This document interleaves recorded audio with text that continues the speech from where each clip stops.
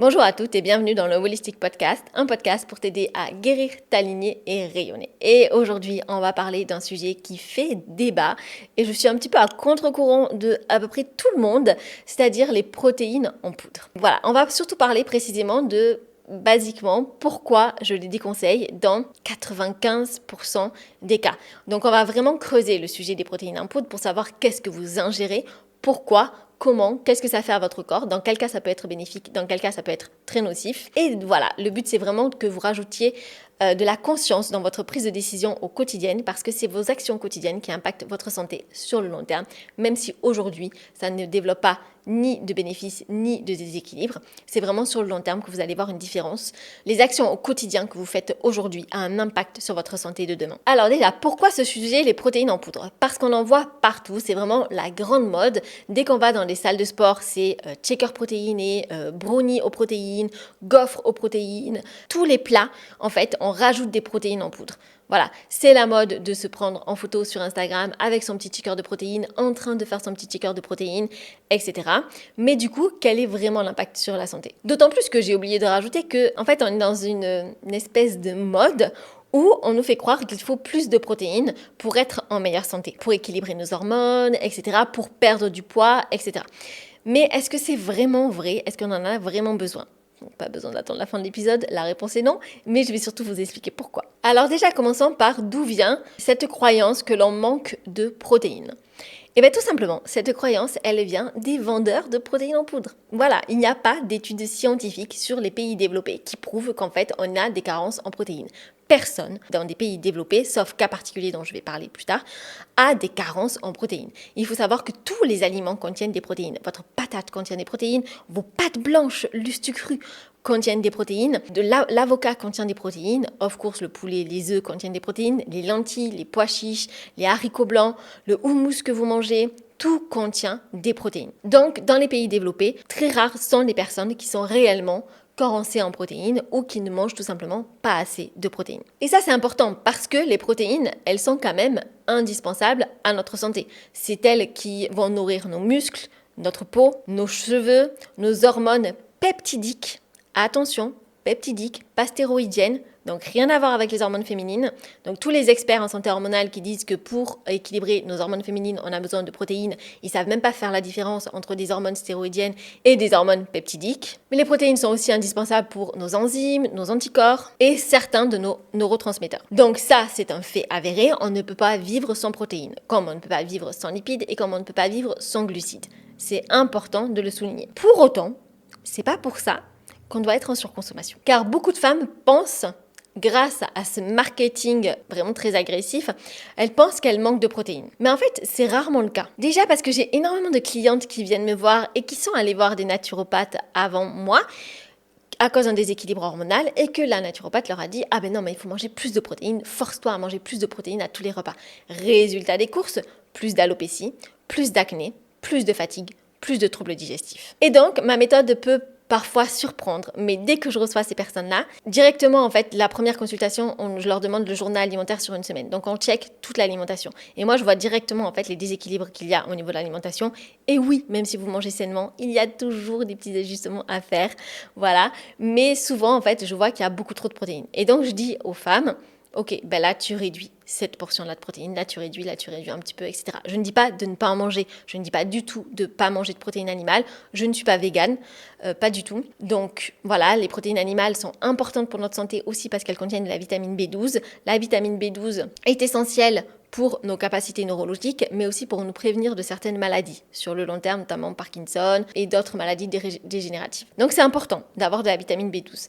Pour autant, c'est pas une raison pour être en surconsommation de protéines animales, que ce soit via la viande, via le poisson, via les produits laitiers. Et encore moins via les protéines artificielles, parce que c'est de ça dont on parle, qui sont dans des shakers de protéines, dans des poudres de protéines. Et donc l'erreur que beaucoup de femmes font aussi, c'est que de se focaliser tellement sur les protéines, elles vont être obsédées par le fait « Est-ce que je mange assez de protéines? Ah mais là j'ai peur de ne pas manger assez de protéines, etc. » Au lieu de se focaliser sur « Est-ce que je mange suffisamment de fibres? Est-ce que je mange suffisamment de vitamines? Est-ce que mon corps a une bonne capacité d'assimilation? Est-ce que je dors suffisamment? Est-ce que j'ai mis en place des outils pour réguler mon système nerveux? Est-ce que je fais attention à la gestion de mes émotions? Est-ce que je les étouffe ou est-ce que je les exprime et régule, etc. etc., etc., etc. Et donc, les protéines en poudre, elles sont venues résoudre un problème qui n'existait pas et qu'elles ont créé de toutes pièces. C'est-à-dire que les personnes, les femmes, notamment parce que je m'adresse surtout aux femmes, mais même les hommes, manquaient de protéines. Et donc, mais les personnes n'ont pas forcément le temps en fait de cuisiner tous les jours des œufs, du poulet, des machins et d'avoir leur quota de protéines. Parce qu'on leur a dit qu'une alimentation normale, ils n'auraient pas leur quota de protéines. Donc il fallait faire plus. Il fallait faire des checkers de protéines entre les repas pour avoir un apport de protéines suffisant. Donc qu'est-ce que ils ont vendu en même temps qu'ils ont communiqué sur un problème qui n'existait pas avant? C'est des poudres de protéines hyper transformées que l'on peut amener partout, au travail, etc., que l'on met dans de l'eau et que l'on boit. Et comme ça, on se dit, ah ben c'est bien, là je prends ma petite poudre de protéines, goût cookie, goût vanille, goût chocolat, goût je sais plus quoi. Et en même temps, c'est gourmand, ça me cale, mais j'ai mon apport en protéines. Comme si c'était la chose la plus importante à faire de sa journée, d'avoir un apport de protéines suffisant selon les recommandations des vendeurs de poudre de protéines, mais en excès si on regarde les recommandations de la HAS ou de l'OMS. Et pour le marketing, les solutions simples sont souvent les plus faciles à vendre. Donc tout ce qui est pratique, qui fait gagner du temps et qui est transformé, c'est très facile à vendre et en plus de ça, c'est très rentable. Mais il faut comprendre quelque chose, que c'est pas parce que quelqu'un vous a dit que vous manquez de protéines que c'est vrai. Parce que les besoins en protéines dépendent de plusieurs facteurs. Dépendent de l'âge, dépendent de votre activité physique. Et je vous arrête tout de suite, si vous faites 6 heures de sport par semaine et que le reste du temps vous êtes à travailler devant un ordinateur, vous êtes sédentaire. Vous n'êtes pas une personne active. Et ça, c'est pas moi qui le dis, c'est l'OMS. L'OMS dit qu'à partir de plus de 6 heures assis durant une journée, peu importe le nombre d'activités sportives que l'on fait à côté ou de l'intensité du sport, on reste une personne sédentaire. Et donc, prendre des quantités de protéines, parce que vous regardez en fait, ah ben oui, un athlète, il doit consommer tant de protéines, et vous vous identifiez à ça, vous vous identifiez en fait à une personne qui potentiellement, du coup, elle n'a pas la même activité physique que vous. Un athlète, il va s'entraîner 6 heures par jour. Quelqu'un, par exemple, qui travaille sur les chantiers ou qui est debout toute la journée, ne va pas avoir le même besoin de protéines que vous qui êtes assis derrière votre ordinateur, même si vous faites 1 ou 2 heures de sport par jour. Voilà, les besoins vont être différents et ça, c'est important de le comprendre. Du coup, votre besoin en protéines va aussi dépendre de votre masse musculaire, de votre grossesse, de potentiellement certaines maladies. Donc moi, je parlais notamment de mon insuffisance rénale dans un autre épisode de podcast. Voilà, moi, en insuffisance rénale, quand j'avais encore mon insuffisance rénale, je pouvais manger très très peu de protéines. J'étais en vraiment régime hypoprotéiné. Je ne devais pas dépasser les 30-40 grammes max de protéines par jour. Donc on est loin des 150-160 grammes de protéines par jour que l'industrie essaie de nous vendre. Mais pour avoir une moyenne, une femme doit consommer quand même selon son poids, sa taille, son activité physique, voilà, tous les critères que j'ai dit, ça va vraiment dépendre, mais ça va être entre 50 et 80, quoi. Donc ça, prendre en compte votre terrain individuel plutôt que des recommandations générales sur votre apport en protéines. Et de prendre en compte aussi votre capacité d'élimination. Est-ce que vous avez des troubles digestifs? Est-ce que vous avez un foie surchargé? Vous avez un foie surchargé si vous avez, avant vos règles, un syndrome prémenstruel. Voilà, que ce soit des douleurs au sein, des crampes, des migraines, ce genre de choses. Ça veut dire que vous avez un syndrome prémenstruel, donc votre foie est surchargé. Si vous avez des ballonnements, ça veut dire que votre corps aussi est surchargé en toxines, notamment le foie. Si vous avez des urines un petit peu trop orange ou quoi que ce soit, ou jaune foncé, vous êtes en surcharge de toxines. Si vous avez des gazodorants, vous consommez trop de protéines. Donc prendre en compte tous ces critères et prendre aussi en compte votre âge. Donc une femme par exemple de 75 ans aura plus besoin de protéines pour préserver sa masse musculaire qu'une femme de 20 ans. Donc il n'existe pas une quantité de protéines adaptable qui est ok en fait pour tout le monde, mais vraiment une quantité de protéines qui est adaptée avec tous les critères et votre capacité d'assimilation et d'élimination. Et donc peut-on couvrir notre quantité de protéines juste avec l'alimentation? Totalement, parce qu'en fait tout le monde l'a fait jusqu'à présent. Voilà, et il n'y a jamais eu besoin, il n'y a jamais eu de problème, il n'y a jamais eu de carence avérée de protéines ou de maladies liées à des protéines, comme à un manque de protéines, comme l'on peut retrouver par exemple dans certains pays d'Afrique. Donc par exemple, comment consommer suffisamment de protéines? Au petit déjeuner, vous pouvez manger par exemple des yaourts nature, si vous n'avez pas d'inflammation. Des graines, tout ce qui va être graines de courge, graines de chanvre, très riches en protéines, graines de chia, très riches en protéines, donc vous pouvez faire un pudding de chia. Vous pouvez aussi consommer des oléagineux, amandes, noix, etc. Tout ceci est riche aussi en protéines. Donc au lieu de prendre en snack des shakers de protéines, prenez en fait des noix, des amandes, des noix de cajou, des noix du Brésil, avec une banane, avec du chocolat. Ensuite, pour le déjeuner, qu'est-ce que vous pouvez consommer? Vous pouvez consommer du quinoa, très riche en protéines, des lentilles, des haricots, des pois chiches, du tofu si vous êtes ménopausé et que vous n'avez pas d'antécédents de cancer hormonodépendant et que c'est du soja qui ne contient pas d'OGM. Pas mal de conditions pour le tofu. Des œufs, le poisson, le poulet, etc. Donc en fait, ça va être facile. Il vaut mieux, honnêtement, que vous mangiez une boîte de conserve de sardines pour avoir votre besoin en protéines. En plus, c'est très riche en calcium que un shaker de protéines. Donc voyons maintenant qu'est-ce qu'il y a exactement dans les poudres de protéines. Alors déjà, je me suis fait des petites fiches pour rien oublier, mais toutes les protéines en poudre ne se ressemblent pas. Déjà, on a la whey concentrée. Donc la whey, c'est du lactosérum, c'est-à-dire du liquide récupéré lors de la fabrication du fromage. Donc, c'est 70-80% de protéines, mais aussi du lactose et des matières grasses. Donc, en général, ça, c'est la poudre de protéines la moins chère. Mais chez beaucoup de personnes, parce que beaucoup de personnes ne produisent plus la lactase, c'est-à-dire l'enzyme qui permet de métaboliser le lactose. Donc, chez beaucoup de personnes, ce type de protéines, donc la whey concentrée là, va provoquer des troubles digestifs. Ensuite, on a la whey isolate, donc qui, elle, est plus filtrée, donc contient plus de protéines. Donc mieux toléré d'un point de vue digestif. Ensuite, on a la whey hydrolysée. Donc là, c'est en fait des protéines qui sont déjà découpées en peptides. Donc, digestion beaucoup plus rapide et très adaptée au sport de haut niveau. Donc vraiment, les athlètes en général prennent ça, mais ça, c'est beaucoup plus cher. Et ensuite, on a la caséine. Donc la caséine, ça, c'est la protéine de lait. Donc, je vous rappelle que dans une alimentation inflammatoire, c'est pas le lactose qui est inflammatoire dans les produits laitiers, c'est la caséine, c'est la protéine de lait. Donc ça, typiquement, de prendre de la caséine, c'est très très inflammatoire. Donc si vous avez déjà des maladies chroniques ou un terrain inflammatoire, ça va ne faire que l'aggraver. Et ensuite, on a bien sûr les protéines végétales, donc de pois, de soja, de chanvre, de courge ou plusieurs mélanges.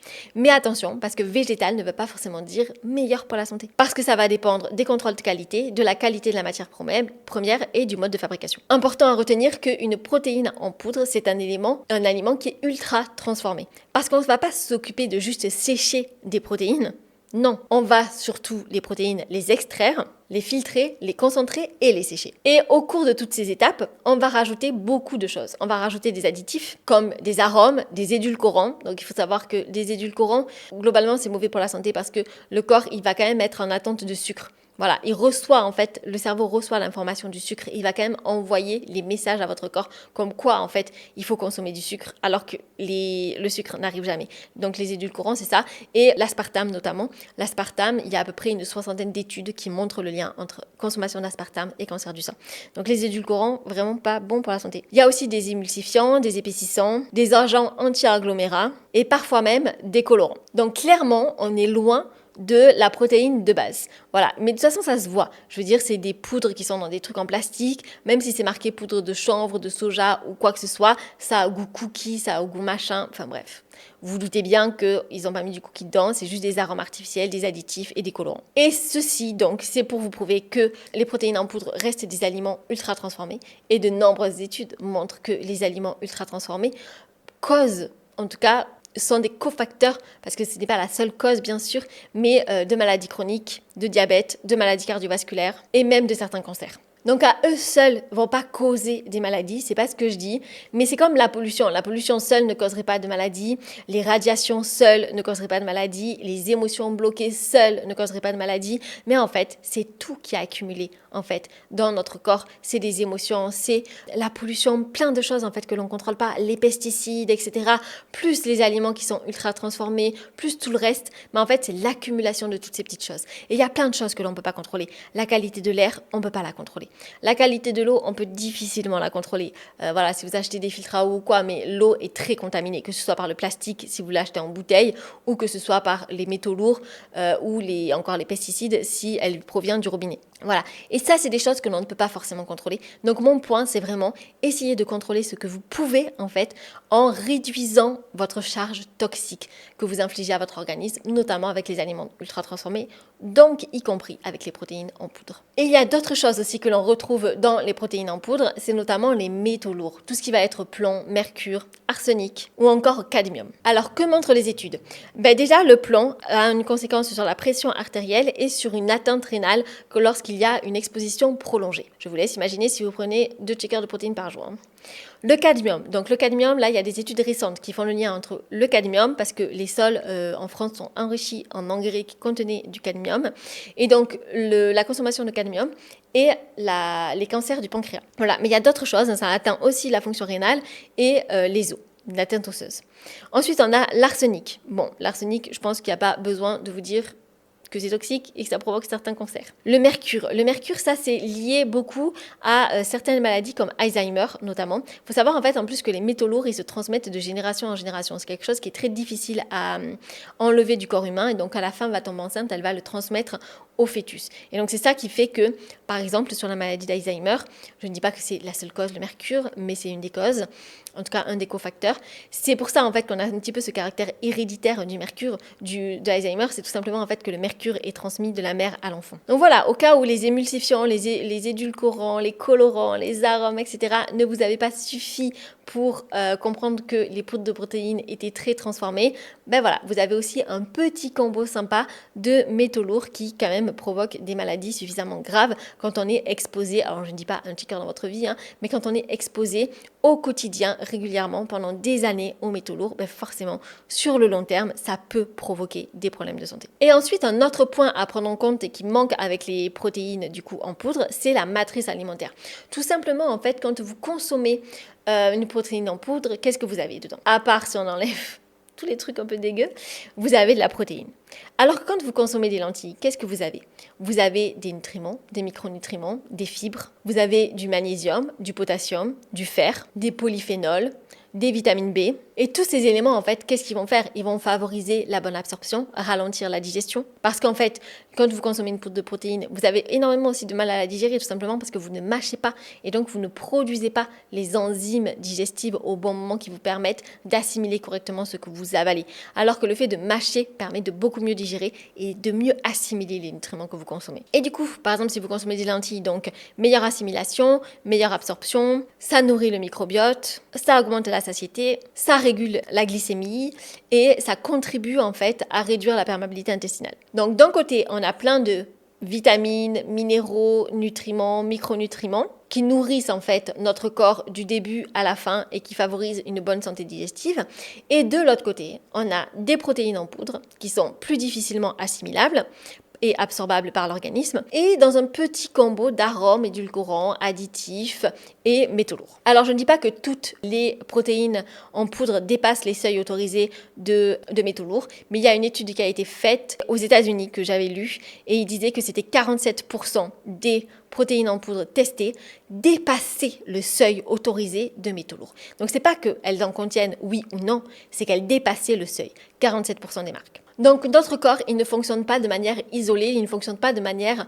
il ne faut pas penser macronutriments. En mode, j'ai mes protéines, du coup, mon repas, il est sain parce que j'ai mon apport suffisant de protéines. Le corps, il fonctionne pas en macronutriments, il fonctionne en synergie. Les fibres vont influencer le microbiote. Le microbiote influence le système immunitaire. Le système immunitaire dialogue avec le système nerveux. Le système nerveux influence directement vos hormones. Les vitamines et les minéraux qui servent de cofacteurs à des centaines de réactions enzymatiques. C'est pour ça qu'il vaut mieux manger un vrai repas, même si c'est un repas simple, juste avec des noix, du chocolat noir, bananes, fruits ou autres, que des checkers de protéines. Et autre point, du coup, les protéines n'équilibrent pas les hormones féminines. Les hormones féminines, c'est des hormones stéroïdiennes, pas peptidiques. Donc en fait, les hormones stéroïdiennes, elles sont produites à partir du cholestérol et pas du tout à partir des protéines.